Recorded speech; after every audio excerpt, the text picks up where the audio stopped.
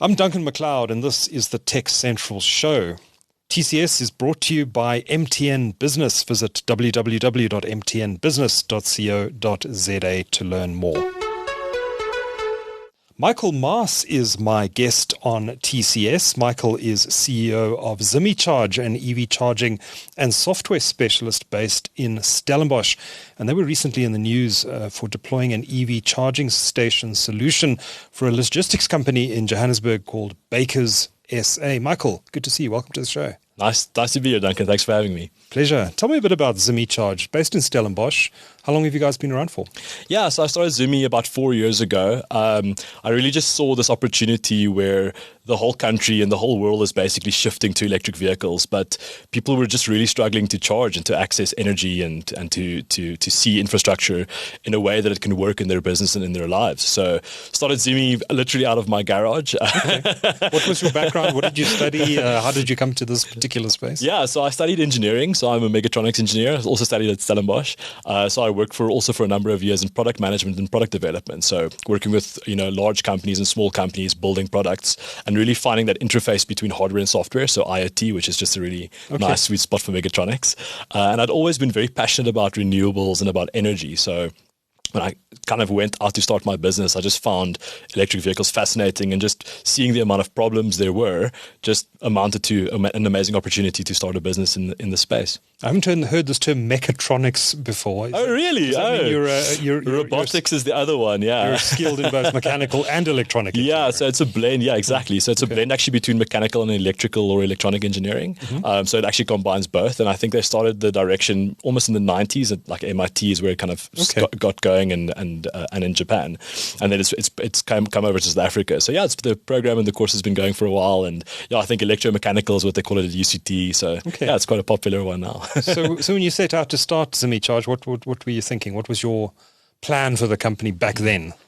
And how's it changed over the 4 years? Definitely. So yeah, quite naively, I started in public charging infrastructure. I just thought that if I can go and raise a lot of money, we can put down charging stations everywhere, and the customers will come. Everybody will buy EVs and they'll just start charging, and we'll make lots of money. Unfortunately, we found that in South Africa, the market is quite nascent. So there's only about 3,000 to 4,000 EVs on the roads, and there'd already been some established players in the market as well. So as a startup starting from zero was just a very hard hurdle to cross.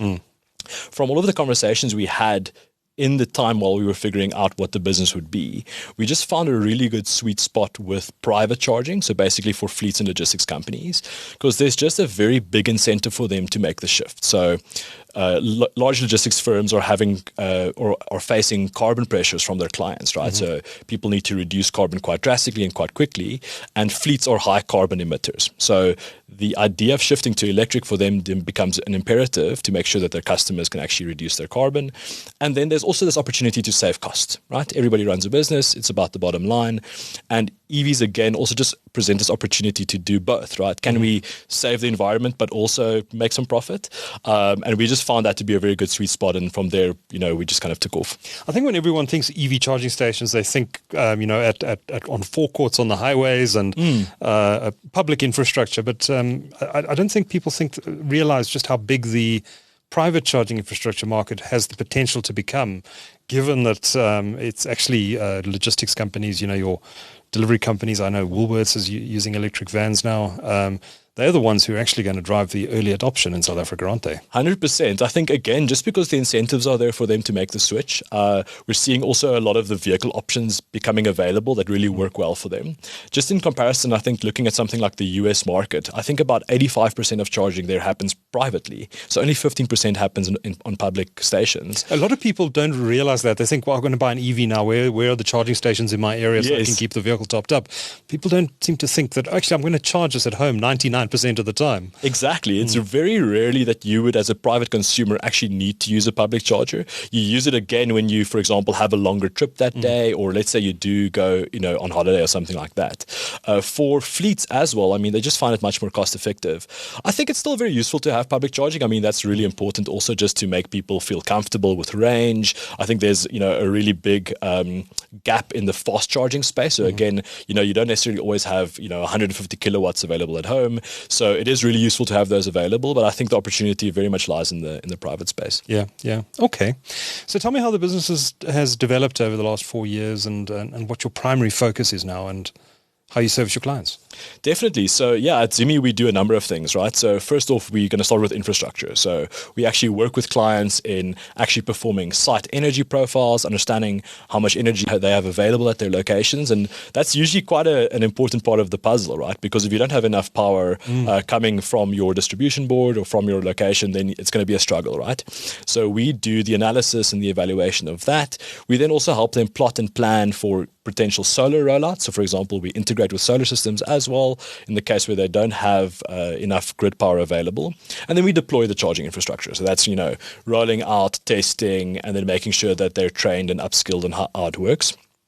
The second part of the business is very much focused on software and analytics. So our software system is fully integrated to the charging stations, to the power sources. So we, get all of the data from the energy, the cost. We help them highlight fuel savings. We help them see actual carbon reduction from the initiatives. Because they need to report on that. They need to report on it, exactly. And we present them just a really very good user interface where they can actually see these reports and these statistics which they need for their clients. Then we also tie into their telematics system. So also integrating with 3 or 4 of the largest telematics systems in South Africa to track everything from distance, energy consumption, etc. So the way that you have to think about an electric fleet versus a fuel fleet is that you now have to consider things like kilowatt hours. You have to consider things like time to charge and how that really affects your operations. And that's where Zimi steps in and just really helps to service the clients. To what extent do you find companies deploy solar and then realize, well, we've got all the solar capacity on our roof now, maybe we should look at what else we can do with it, and then give you guys a call because they want to do EVs? Yeah, it's actually almost about 50-50 at this stage. So about 50% of the clients have deployed solar, depending on what type of operation they have. So typically with logistics companies, they're not necessarily very high power users. If you're, for example, a waste recycling company, you have lots of machinery, yes, then the solar is probably utilized. But as a logistics company, you usually have a lot of space. You have a lot of real estate. Yeah, exactly. So no, we do get a lot of opportunity where a company has gone, they've invested in solar. They typically overinvest, which also makes sense. They cover the roof, right? They go for the bigger system, but then they realize that they have, excess energy which they're not using. You can't necessarily quite easily resell energy in South Africa just yet. So they think, okay, how are we going to manage this resource better? Then EVs becomes quite a logical next step. Yeah. Okay. So tell me a bit about the project you did with Bakers SA. What have you done there so far, and what are their expansion plans? Yeah, so we've been working with Bakers now for the past year. We really started by first just understanding what their fleet does and how it operates, right? And that's always a really good first step. Just focusing on the data at hand, what vehicles they're using, what type of use cases they have, and where's the opportunity for them to actually apply electric vehicles. Bakers also has a very good relationship with Daimler Trucks and Mercedes-Benz in South Africa. So they've been using Mercedes and Daimler Trucks, for the past, 20, 30 years. And Daimler has just launched a number of electric vehicles and electric trucks in South Africa. So, the stars just aligned, and we just saw this wonderful relationship developing where we were able to, look at their sites, understand their energy profiles, get the trucks on the road, and then deploy infrastructure and then help them quantify that. So we're looking at expanding perhaps to about another 20 or 30 stations in South Africa in the next year. And servicing Just for Bakers. And, potentially looking at, decarbonizing anything from about 30 to 60% of their fleet in the next 3 to 5 years. Okay. Now we're talking trucks here. We're not talking little light delivery vans. No, they're big trucks. Yeah. No, they're 8-tonners, 4-tonners, and then panel vans, which is a bit of the smaller stuff. But trucks. Yeah, big trucks. How do the logistics differ in terms of charging infrastructure for big EV trucks compared to cars? Well, yeah, the first thing is just size, right? So typically the battery packs are massive. I mean, what are we talking about here? The e-Actros is now the two versions have anything from a 300 kilowatt hour battery pack and the bigger one a 400 kilowatt hour battery pack. So that's typically about 5-6 times the typical electric car. From 100%, yeah. So the Volvos and the BMWs are all between about 50 and 100 kilowatt hours, correct. So it's just a lot more energy that they require. Also, if you're running an operation, you have to be very sensitive towards SLAs and delivery times. So you have to make sure that you can get a lot of power. You have to make sure that your power is scheduled correctly, and then also uptime and availability. I mean, it's important that you don't have any downtime with operating the vehicles. So that's the first big challenge. I must say that on the driver side and the driver behavior behavior side, there hasn't been much of a difference. Drivers at the start, I mean, even myself, when I drove an EV for the first time, I had range anxiety. Yeah. I was like, oh, okay, I know how this works, but you just naturally feel, concerned about, what's going to happen when I run out of range. So in the first week or so, there's typically some concerns about that. But then after that, even the driving experience in the trucks is much better because it's quiet, right? So it's still the quiet motors. It's typically automatic drivetrains. So the drivers also just report, a lot better experience in operating the vehicles. Interesting. So how are they managing the range issue? I mean, these trucks obviously need to be on the road for a lot of the day. Do they last the full day before they get back to the depot for charging, or do they have to charge during the day as well? Yeah, so that's an important part of the equation. So looking at what we do is at the beginning we have rated ranges for vehicles. So what the manufacturer specs it out. And then what happens is you have lots of conditions that affect range. So you have things like driving behavior, temperature, load, right? Depending on how heavily you've loaded the vehicle or not, inclines, declines, regenerative braking. What we found works the best is actually just to measure what the vehicle performs, like how it performs on range, and then planning for that. So I mean, we've been seeing vehicle ranges, relatively above 300 kilometers for the vehicles. And in that case, then the constraint, right? Then okay, I'm planning for 300 to 350 kilometers. In terms of my route planning, I can then adjust that to make sure that I have enough energy. Or in lots of cases, we then work with them to understand where can we potentially put another charging station or charging infrastructure so that they can increase distances, right? So vehicles are very much in the logistics space about increasing daily distances.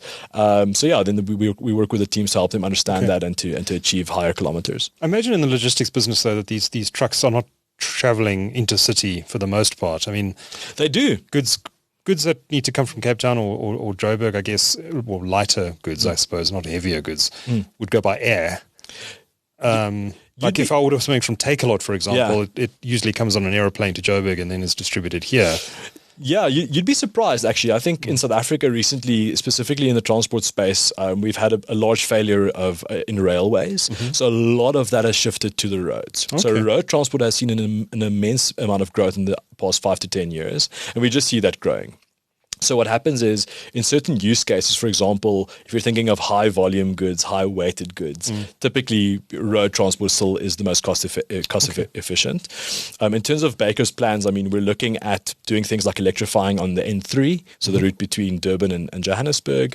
They're already doing work on the N1 up to Polokwane from Pretoria. Baker's is. So this would be private EV infrastructure on the national roads. Exactly, yeah, and specifically focused on trucks and for these clients. So typically, if you have an opportunity to share infrastructure, there might be some ways in which we can assist, especially in helping to save costs if the schedule allows for it. But it's all private infrastructure, yes. Interesting. Well, is the idea that infrastructure would then be made available to the public, or would it stay private? It would stay private, yeah. Okay. Again, because if you look at public infrastructure, it's a different type of business model. It's also different in terms of thinking about utilization. So with trucks and with logistics, you have a very a good idea or forecast of what utilization is going to be because you have relatively fixed schedules and routes and things that can be mapped out. With public, it's open-ended, right? You don't know if you're going to rock up at a public charging station and know if it's going to be available or not.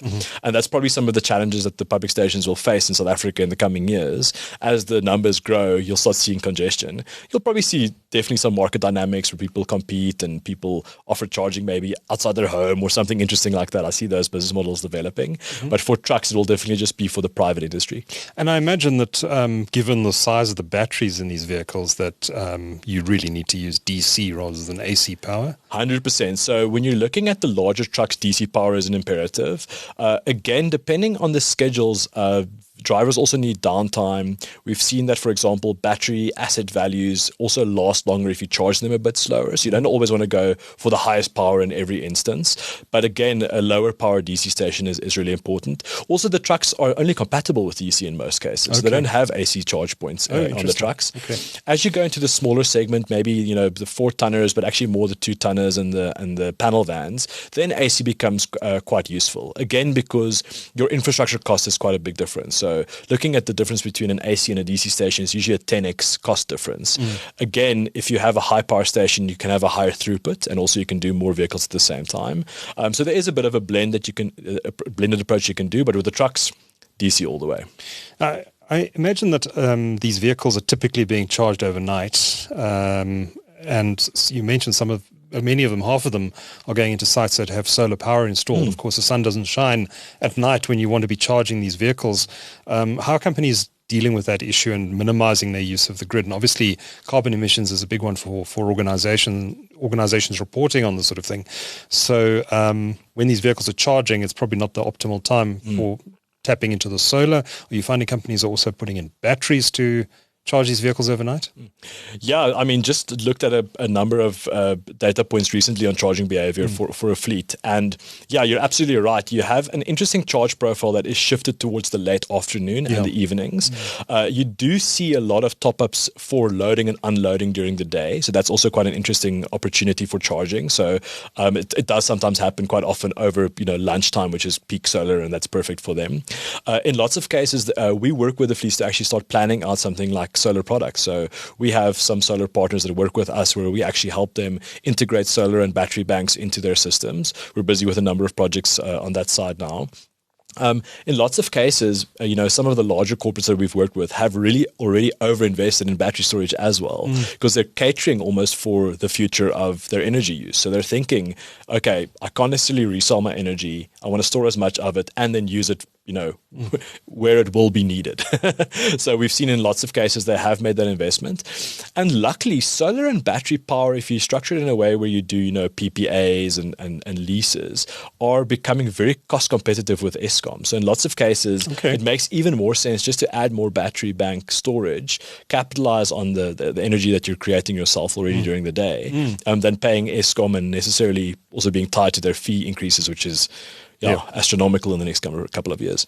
Presumably, though, as the market is deregulated and liberalized, we're going to see different pricing tiers depending on the time of the day.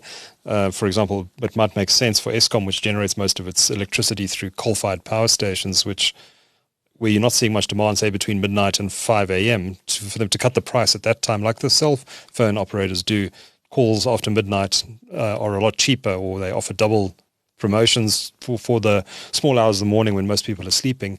And I presume it would make sense to kind of spread out the load over the day and to offer cheaper tariffs in the middle of the night when EVs could be charged, for example, in a fleet. Definitely. I mean, this is like something that I'm so passionate about, because I think this energy equation is just really interesting when you bring electric vehicles into the mix, right? So we've recently been awarded a grant R&D project where we're going to be working on what's called vehicle-to-grid technology. So actually taking the power from the vehicle batteries, pushing them back to the location in the grid.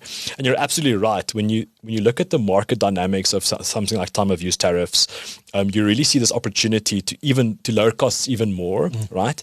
And again, I think even with Eskom's recent improvements, I think we shouldn't just neglect or throw away the grid as part of the equation. It's an important part of the backup, and also, as you said, you have the opportunity to charge at lower tariff time. So typically what we'll do is we'll then make sure that we schedule charging accordingly. And again, depending on the fleet's needs, some fleets have the opportunity where the vehicles are only busy during the day. They have the night. That makes a lot of sense, driving down costs. But in lots of cases, that asset needs to run, so they need to get charged up quickly. Do you see yourself getting into the public charging infrastructure market at some point, or is it are you happy to focus on private? Interestingly enough, because we started there, I still have quite a soft spot or a sweet spot for it, because it's just also a very interesting business model. And again, it's not a significant change in the way that we set up our technology and our infrastructure. I mean, it's quite similar. So you could do it without too much tooling. Yes, exactly. Yeah, we could quite easily shift in that space. I do think, however, in South Africa, we've got some wonderful public infrastructure providers. I mean, Rubicon and Gridcars have already put down a significant amount of public charging infrastructure, and now the market has to grow, right, for that to be successful.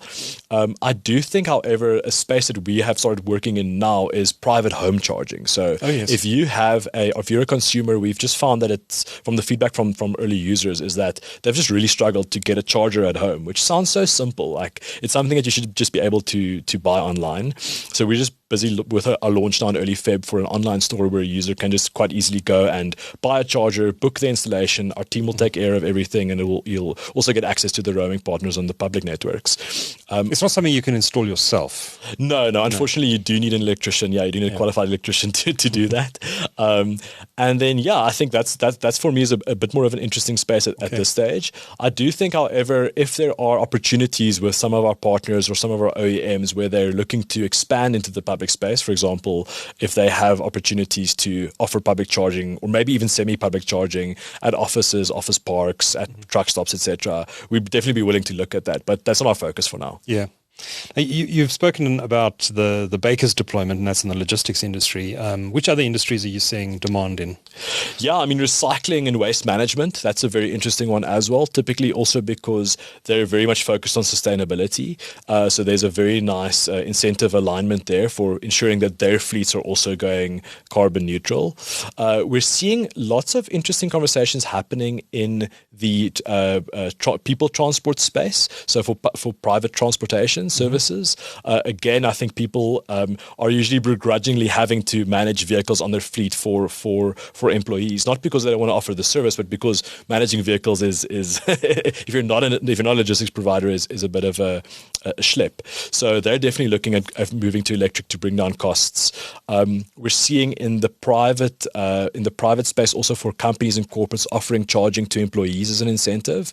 I think there's been a bit of a shift of getting people back to work, getting them to actually come into the office. That's kind of changed in the past year or two, which is good for us. And they definitely see this as an opportunity to also help reduce their carbon impact and offer their employees a significant benefit on reducing their transport costs. We've seen in Kenya there's been a big uptake in e-bikes, electric motorbikes. And that's being driven in the ride-hailing space as well, also in the delivery market. In South Africa, where we see Checkers 6060 and all these delivery motorbikes on the road all the time, becoming a bit of a menace, if you ask me. But they're all on petrol-powered motorcycles. Do you think the ride-hailing and the last-mile delivery market, specifically around motorbikes, is going to switch electric at some point? For a large part, it's probably the most mature market in South Africa at this stage. I mean, you've got wonderful companies. You've got Nova Machina, you've got Green Riders, Mellow Vans, you've got Volternative, all with different forms of business models. But the two-wheeler and three-wheeler space has been really hot in South Africa, and I think that they've seen also quite a significant cost saving also for the drivers on that side.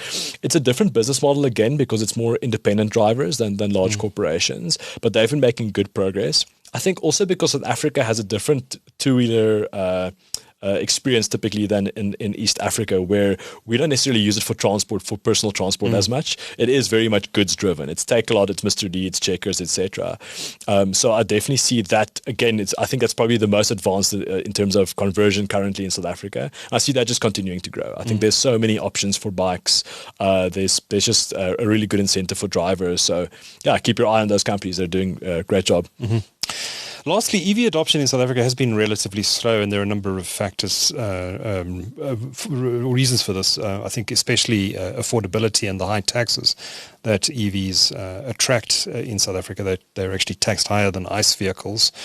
Do you think how far are we from an inflection point in e-mobility in South Africa? I mean, I've spoken to a lot of guys in the industry, and they will say that this could be the year, 2025, could be the start of the J-curve where EV sales really take off. Do you think we're at that point now, or do you think it's still going to take a bit longer? Yeah, I think 2027 is a good year for that J-curve pickup. I think a lot of consumers are only now starting to get exposure to different vehicles and vehicle brands. I mean, BYD recently launched. Volvo, who we've been working with, have done an amazing job last year. I mean, the EX30 was the best-selling passenger vehicle. You're seeing, Chinese companies also launching in South Africa. So, again, I think for the consumer market and also for the business market, having the availability of models is really important. So we're starting to see that. That has been a big hurdle. I think Eskom, definitely the load shedding crisis, that was definitely a big hurdle as well. I mean, obviously, if there isn't power, people don't even want to look at EV. So I must say there is some relief now. And also with the switch to solar, people are feeling relieved by that. Just a note on the tax. I think this is a bit of a common misconception, but EVs aren't taxed higher in South Africa than ICE vehicles. They're not? The difference is actually on our free trade agreements. So if you look, for example, with our free trade agreement with Europe, we only tariff at 18% versus America at 25%. That's just a tax agreement. That's not necessarily on the vehicles themselves. So all vehicles are actually taxed in the same manner. But I've seen that come up a couple of times, and people think they're more expensive. Wow. Okay. It's been repeated so many times. It's just taken as gospel. Yeah. Go take a look. It's just the free trade agreements that we have with different countries and regions, which is typical for a country to negotiate. Okay. So that's the difference. So it's not necessarily on the EVs that are being penalized. On that side, on the tax incentives, though, we have recently seen a tax announcement from government for manufacturers manufacturing companies to get about 150% rebate on investing in EVs in South Africa. That's fantastic because, again, manufacturing them locally will really drive the market. The next thing we're hoping for is for companies and consumers to also get an incentive similar to the solar schemes. So where you could get X amount off from going to an EV just to help offset the cost, because they are more expensive than the ICE comparative vehicles. And that will just be amazing for the market, I think. Yeah, and the president has hinted that that's coming. Let's see. Fingers crossed. Yeah. We wait on the Minister of Trade and Industry and Competition for news on that, hopefully. Definitely. Hopefully in the coming months. Michael Maas is CEO of Zimi Charge. Thank you so much for speaking to TechCentral today. It was lovely. Thanks, Duncan. Thank you.